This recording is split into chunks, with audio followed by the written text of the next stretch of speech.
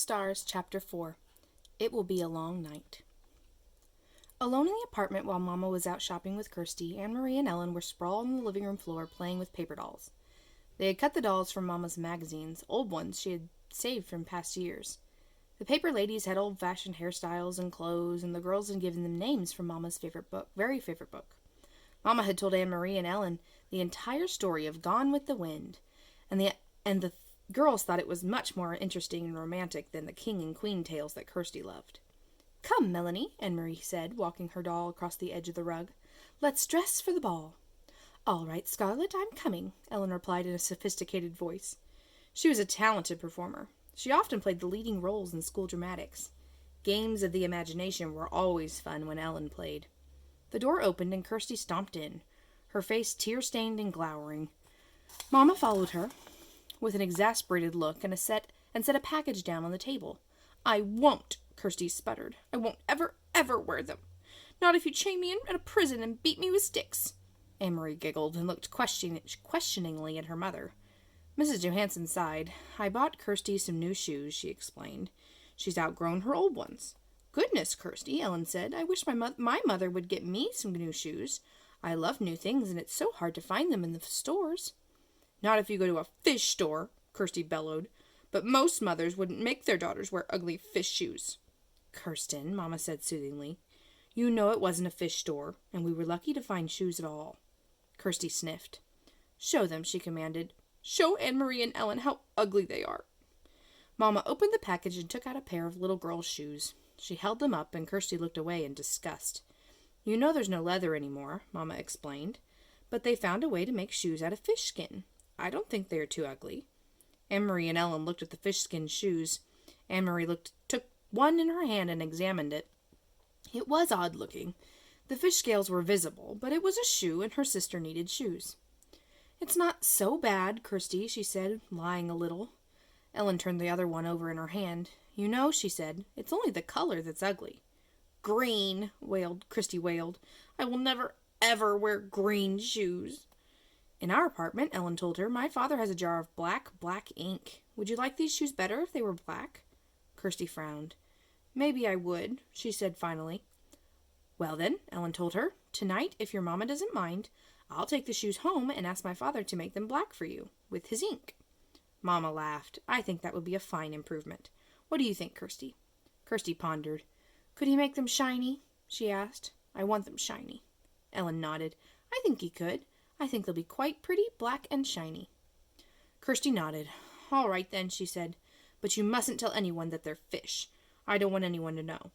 She took her new shoes, holding them disdainfully, and put them on a chair. Then she looked with interest at the paper dolls. "Can I play too?" Kirsty asked. "Can I have a doll?" She squatted beside Anne-Marie and Ellen on the floor. Sometimes, Anne-Marie thought, Kirsty was such a pest, always butting in. But the apartment was small. There was no other place for Kirsty to play, and if they told her to go away, Mama would scold. "Here," Anne-Marie said, and handed her sister a cut-out little girl doll. "We're playing Gone with the Wind. Melanie and Scarlett are going to a ball. You can be Bonnie. She's Scarlett's daughter." Kirsty danced her doll up and down happily. "I'm going to the ball," she announced in a high, pretend voice. Ellen giggled. "A little girl wouldn't go to a ball. Let's make them go someplace else. Let's make them go to Tivoli." "Tivoli?" Anne-Marie began to laugh. "That's in Copenhagen. Gone with the Wind is in America." "Tivoli, Tivoli, Tivoli," little Kirsty sang, twirling her doll in a circle. "It doesn't matter, because it's only a game anyway," Ellen pointed out. "Tivoli can be over there, by that chair. Come, Scarlett," she said, using her doll voice. "We shall go to Tivoli to dance and watch the fireworks, and maybe there will be some handsome men there. Bring your silly daughter Bonnie, and she can ride on the carousel." Anne-Marie grinned and walked her Scarlett toward the chair that Ellen had designated as Tivoli.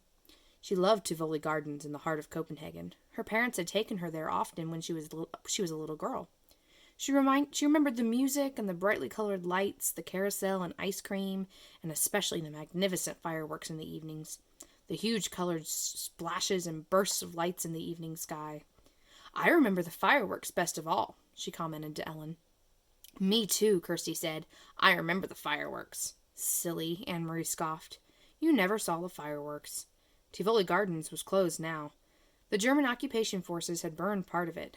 perhaps as a way of punishing the fun-loving Danes for their light-hearted pleasures. Kirsty drew herself up, her small shoulders stiff. "I did too," she said belligerently. "It was my birthday. I woke up in the night and I could hear the booms, and there were lights in the sky. Mama said it was fireworks for my birthday." Then Anne-Marie remembered. Kirsty's birthday was late in August, and that night, only a month before, she too had been awakened and frightened by the sound of explosions. Kirsty was right. The sky in the southeast had been ablaze, and Mama had comforted her by calling it a birthday celebration. "Imagine such fireworks for a little girl 5 years old," Mama had said, sitting on their bed, holding the dark curtain aside to look through the window at the lighted sky. The next evening's newspaper had told the sad truth.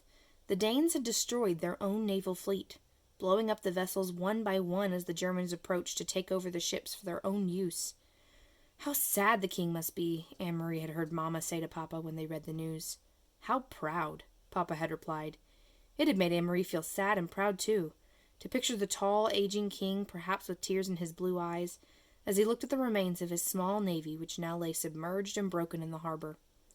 "I don't want to play any more, Ellen," she said suddenly, and put her paper doll on the table. "I have to go home anyway," Ellen said. "I have to help Mama with the house cleaning. Thursday is our New Year. Did you know that?" "Why is it yours?" asked Kirsty. "Isn't it our New Year too?" "No, it's the Jewish New Year. That's just for us.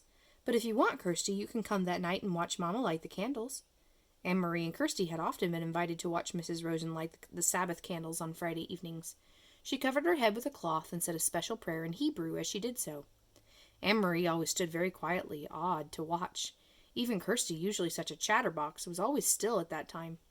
They didn't understand the words or the meaning, but they could feel what a special time it was for the Rosens. "Yes," Kirsty agreed happily. "I'll come and watch your Mama light the candles, and I'll wear my new black shoes." But this time was to be different. Leaving for school on Thursday with her sister, Anne-Marie saw the Rosens walking to the synagogue early in the morning, dressed in their best clothes. She waved to Ellen, who waved happily back. "Lucky Ellen," Anne-Marie said to Kirsty. "She doesn't have to go to school today." "But she probably has to sit very, very still like we do in church," Kirsty pointed out. "That's no fun." That afternoon, Mrs. Rosen knocked at their door but didn't come inside. Instead, she spoke for a long time in a hurried, tense voice to Anne-Marie's mother in the hall. When Mama returned, her face was worried, but her voice was cheerful. "Girls," she said, "we have a nice surprise. Tonight, Ellen will be coming to stay overnight and to be our guest for a few days. It isn't often we have a visitor." Kirsty clapped her hands in delight. "But, Mama," Anne-Marie said in dismay, "it's their New Year. They were going to have a celebration at home. Ellen told me that her mother managed to get a chicken someplace and she was going to roast it. Their first roast chicken in a year or more." "Their plans have changed," Mama said briskly. "Mr. and Mrs. Rosen have been called away to visit some relatives, so Ellen will stay with us. Now let's get busy and put clean sheets on your bed. Kirsty, you may sleep with Mama and Papa tonight, and we'll let the big girls giggle together by themselves." Kirsty pouted, and it was clear that she was about to argue. "Mama will tell you a special story tonight," her mother said. "One just for you." "About a king?" Kirsty asked dubiously. "About a king, if you wish," Mama replied. "All right, then. But there must be a queen, too," Kirsty said. Though Mrs. Rosen had sent her chicken to the Johansons, and Mama made a lovely dinner large enough for second helpings all around, it was not an evening of laughter and talk. Ellen was silent at dinner. She looked frightened. Mama and Papa tried to speak of cheerful things, but it was clear that they were worried, and it made Anne-Marie worry too. Only Kirsty was unaware of the quiet tension in the room. Swinging her feet in their newly blackened and shiny shoes, she chattered and giggled during dinner. "Early bedtime tonight, little one," Mama announced after the dishes were washed. "We need extra time for the long story I promised, about the king and queen." She disappeared with Kirsty into the bedroom. "What's happening?" Anne-Marie asked when she and Ellen were alone with Papa in the living room. "Something's wrong. What is it?" Papa's face was troubled. "I wish that I could protect you children from this knowledge," he said quietly. "Ellen, you already know. Now we must tell Anne-Marie." He turned to her and stroked her hair with his gentle hand. This morning at the synagogue, the rabbi told his congregation that the Nazis have taken the synagogue lists of all the Jews. Where they live, what their names are. Of course, the Rosens were on that list along with many others. Why? Why did they want those names? They plan to arrest all the Danish Jews. They plan to take them away, and we have been told that they may come tonight. "I don't understand. Take them where?" Her father shook his head. "We don't know where, and we don't really know why. They call it relocation. We don't even know what that means. We only know that it is wrong, and it is dangerous, and we must help." Anne-Marie was stunned. She looked at Ellen and saw that her best friend was crying silently. "Where are Ellen's parents? We must help them too. We couldn't take all 3 of them. If the Germans came to search our apartment, it would be clear that the Rosens were here. 1 person we can hide, not 3. So Peter has helped Ellen's parents to go elsewhere. We don't know where. Ellen doesn't know either, but they are safe." Ellen sobbed aloud and put her face in her hands. Papa put his arm around her. "They are safe, Ellen, I promise you that. You will see them again quite soon. Can you try hard to believe my promise?" Ellen hesitated, nodded, and wiped her eyes with her hand. "But Papa," Anne-Marie said, looking around the small apartment with its few pieces of furniture, the fat stuffed sofa, the table and chairs, the small bookcase against the wall. "You said that we would hide her. How can we do that? Where can she hide?" Papa smiled. "That part is easy. It will be as your mamma has said. You 2 will sleep together in your bed, and you may giggle and talk and tell secrets to each other, and if anyone comes—" Ellen interrupted. "Who might come? Will it be soldiers, like the ones on the corners?" Anne-Marie remembered how terrified Ellen had looked the day when the soldier had questioned them on the corner. "I really don't think anyone will, but it never hurts to be prepared. If anyone should come, even soldiers, you 2 will be sisters. You are together so much it will be easy for you to pretend that you are sisters." He rose and walked to the window. He pulled the lace curtain aside and looked down into the street. Outside it was beginning to grow dark. Soon they would have to draw the black curtains that all Danes had on their windows. The entire city had to be completely darkened at night. In a nearby tree a bird was singing. Otherwise it was quiet. It was the last night of September. "Go now and get into your nightgowns. It will be a long night." Anne-Marie and Ellen got to their feet. Papa suddenly crossed the room and put his arms around them both. He kissed the top of each head. Anne-Marie's blonde one, which reached to his shoulder, and Ellen's dark hair, the thick curls braided as always into pigtails. "Don't be frightened," he said to them softly. "Once I had 3 daughters. Tonight I am proud to have 3 daughters again." Chapter 5. Who is the dark-haired one? "Do you really think anyone will come?" Ellen asked nervously, turning to Anne-Marie in the bedroom. "Your father doesn't think so?" "Of course not. They're always threatening stuff. They just like to scare people." Anne-Marie took her nightgown from a hook in the closet. "Anyway, if they did, it would give me a chance to practice acting. I'd just pretend to be Lise. I wish I were taller, though." Ellen stood on tiptoe, trying to make herself tall. She laughed at herself, and her voice was more relaxed. "You were great as the Dark Queen in the school play last year," Anne-Marie told her. "You should be an actress when you grow up." "My father wants me to be a teacher. He wants everyone to be a teacher like him. But maybe I could convince him that I should go to acting school." Ellen stood on tiptoe again and made an imperious gesture with her arm. "I am the Dark Queen," she intoned dramatically. "I have come to command the night." "You should try saying, 'I am Lise Johansson,'" Anne-Marie said, grinning. "If you told the Nazis that you were the Dark Queen, they'd haul you off to a mental institution." Ellen dropped her actress pose and sat down with her legs curled under her on the bed. "They won't really come here, do you think?" she asked again. Anne-Marie shook her head. "Not in a million years." She picked up her hairbrush. The girls found themselves whispering as they got ready for bed. There was no need, really, to whisper. They were, after all, supposed to be normal sisters, and Papa had said they could giggle and talk. The bedroom door was closed. But the night did seem somehow different from a normal night, and so they whispered. "How did your sister die, Anne-Marie?" Ellen asked suddenly. "I remember when it happened, and I remember the funeral. It was the only time I have ever been in a Lutheran church, but I never knew just what happened." "I don't know exactly," Anne-Marie confessed. "She and Peter were out somewhere together, and then there was a telephone call that there had been an accident. Mama and Papa rushed to the hospital. Remember, your mother came and stayed with me and Kirsty. Kirsty was already asleep, and she slept right through everything. She was so little then. But I stayed up, and I was with your mother in the living room when my parents came home in the middle of the night, and they told me Lise had died." "I remember it was raining," Ellen said sadly. "It was still raining the next morning when Mama told me. Mama was crying, and the rain made it seem as if the whole world was crying." Anne-Marie finished brushing her long hair and handed her hairbrush to her best friend. Ellen undid her braids, lifted her dark hair away from the thin gold chain she wore around her neck, the chain that held the Star of David, and began to brush her thick curls. "I think it was partly because of the rain. They said she was hit by a car. I suppose the streets were slippery, and it was getting dark, and maybe the driver just couldn't see." Anne-Marie went on, remembering. Papa looked so angry. He made one hand into a fist, and he kept pounding it into the other hand. I remember the noise of it, the slam, slam, slam. Together they got into the wide bed and pulled up the covers. Anne-Marie blew out the candle and drew the dark curtains aside so that the open window near the bed let in some air. "See that blue trunk in the corner?" she said, pointing through the darkness. "Lots of Lisa's things are in there. Even her wedding dress. Mama and Papa have never looked at those things, not since the day they packed them away." Ellen sighed. She would have looked so beautiful in her wedding dress. She had such a pretty smile. I used to pretend that she was my sister, too. "She would have liked that," Anne-Marie told her. "She loved you." "That's the worst thing in the world," Ellen whispered. "To be dead so young. I wouldn't want the Germans to take my family away, to make us live someplace else. But still, it wouldn't be as bad as being dead." Anne-Marie leaned over and hugged her. "They won't take you away," she said. "Not your parents either. Papa promised that they were safe, and he always keeps his promises. And you are quite safe here with us." For a while they continued to murmur in the dark, but the murmurs were interrupted by yawns. Then Ellen's voice stopped. She turned over, and in a minute her breathing was quiet and slow. Anne-Marie stared at the window where the sky was outlined and a tree branch moved slightly in the breeze. Everything seemed very familiar, very comforting. Dangers were no more than odd imaginings, like ghost stories that children made up to frighten one another. Things that couldn't possibly happen. Anne-Marie felt completely safe here in her own home, with her parents in the next room and her best friend asleep beside her. She yawned contentedly and closed her eyes.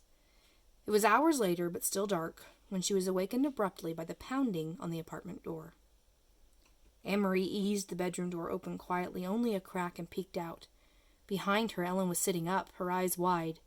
She could see Mama and Papa in their nightclothes moving about. Mama held a lighted candle, but as Anne-Marie watched, she went to a lamp and switched it on.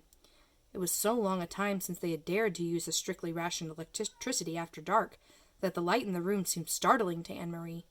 Watching through the slightly open bedroom door, she saw her mother look automatically to the blackout curtains, making certain that they were tightly drawn. Papa opened the front door to the soldiers. "This is the Johansen apartment?" A deep voice asked the question loudly, in the terribly accented Danish. "Our name is on the door, and I see you have a flashlight," Papa answered. "What do you want? Is something wrong?" "I understand you are a friend of your neighbors, the Rosens, Mrs. Johansen," the soldier said angrily. "Sophie Rosen is my friend, that is true," Mama said quietly. "Please, could you speak more softly? My children are asleep." "Then you will be so kind as to tell me where the Rosens are?" He made no effort to lower his voice. "I assume they are at home, sleeping. It is 4 a.m. after all," Mama said. Anne-Marie heard the soldier stalk across the living room toward the kitchen.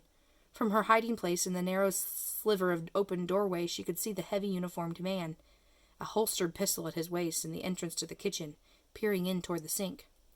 Another German voice said, "The Rosens' apartment is empty. We were wondering if they might be visiting their good friends, the Johansens." "Well," said Papa, moving slightly so that he was standing in front of Anne-Marie's bedroom door, and she could see nothing except the dark blue of his back. "As you see, you are mistaken. There is no one here but my family." "You will not object if we look around?" The voice was harsh, and it was not a question. "It seems we have no choice," Papa replied. "Please don't wake my children," Mama requested again. "There is no need to frighten little ones." The heavy, booted feet moved across the floor again and into the other bedroom. A closet door opened and closed with a bang. Anne-Marie eased her bedroom door closed silently. She stumbled through the darkness to the bed. "Ellen," she whispered urgently, "take your necklace off." Ellen's hands flew to her neck. Desperately, she began trying to unhook the tiny clasp. Outside the bedroom door, the harsh voices and heavy footsteps continued. "I can't get it open," Ellen said frantically. "I never take it off. I can't even remember how to open it." Anne-Marie heard a voice just outside the door. "What is here?" "Shh," her mother replied. "My daughter's bedroom. They are sound asleep." "Hold still," Anne-Marie commanded. "This will hurt." She grabbed the little gold chain, yanked with all her strength, and broke it. As the door opened and light flooded into the bedroom, she crumpled it into her hand and closed her fingers tightly. Terrified, both girls looked up at the 3 Nazi officers who entered the room. One of the men aimed a flashlight around the bedroom. He went to the closet and looked inside. Then, with a sweep of his gloved hand, he pushed to the floor several coats and a bathrobe that hung from the pegs on the wall. There was nothing else in the room except a chest of drawers, the blue decorated trunk in the corner, and a heap of Kirsty's dolls piled in a small rocking chair. The flashlight beam touched each thing in turn. Angrily, the officer turned toward the bed. "Get up," he ordered. "Come out here." Trembling, the 2 girls rose from the bed and followed him, brushing past the 2 remaining officers in the doorway to the living room. Anne-Marie looked around. These 3 uniformed men were different from the ones on the street corners. The street soldiers were often young, sometimes ill at ease, and Anne-Marie remembered how the giraffe had, for a moment, let his harsh pose slip and had smiled at Kirsty. But these men were older, and their faces were set with anger. Her parents were standing beside each other, their faces tense, but Kirsty was nowhere in sight. Thank goodness that Kirsty slept through almost everything. If they had wakened her, she would be wailing, or worse, she would be angry, and her fists would fly. "Your names?" the officer barked. "Anne-Marie Johansson, and this is my sister." "Quiet! Let her speak for herself. Your name?" He was glaring at Ellen. Ellen swallowed. "Lise," she said, and cleared her throat. "Lise Johansson." The officer stared at them grimly. "Now," Mama said in a strong voice, "you have seen that we are not hiding anything. May my children go back to bed." The officer ignored her. Suddenly he grabbed a handful of Ellen's hair. Ellen winced. He laughed scornfully. "You have a blonde child sleeping in the other room, and you have this blonde daughter." He gestured toward Anne-Marie with his head. "Where'd you get the dark-haired one?" He twisted the lock of Ellen's hair. "From a different father? From a milkman?" Papa stepped forward. "Don't speak to my wife in such a way. Let go of my daughter, or I will report you for such treatment." "Or maybe you got her someplace else," the officer continued with a sneer. "From the Rosens?" For a moment no one spoke. Then Anne-Marie, watching in panic, saw her father move swiftly to the small bookcase and take out a book. She saw that he was holding the family photograph album. Very quickly he searched through its pages, found what he was looking for, and tore out 3 pictures from 3 separate pages. He handed them to the German officer, who released Ellen's hair. "You will see each of my daughters, each with her name written on the photograph," Papa said. Anne-Marie knew instantly which photographs he had chosen. The album had many snapshots, all the poorly focused pictures of school events and birthday parties, but it also contained a portrait taken by a photographer of each girl as a tiny infant. Mama had written in her delicate handwriting the name of each baby daughter across the bottom of those photographs. She realized, too, with an icy feeling, why Papa had torn them from the book. At the bottom of each page below the photograph itself was written the date, and the real Lise Johansson had been born 21 years earlier. "Kirsten Elizabeth," the officer read, looking at Kirsty's baby picture. He let the photograph fall to the floor. "Anne-Marie," he read next, glanced at her, and dropped the second photograph. "Lise Marguerite," he read finally, and stared at Ellen for a long, unwavering moment. In her mind, Anne-Marie pictured the photograph that he held, the baby wide-eyed, propped against a pillow, her tiny hand holding a silver teething ring, her bare feet visible below the hem of an embroidered dress, the wispy curls dark. The officer tore the photograph in half and dropped the pieces on the floor. Then he turned the heels of his shiny boots grinding into the pictures and left the apartment. Without a word, the other 2 officers followed. Papa stepped forward and closed the door behind him. Anne-Marie relaxed the clenched fingers of her right hand, which still clutched Ellen's necklace. She looked down and saw that she had imprinted the Star of David into her palm.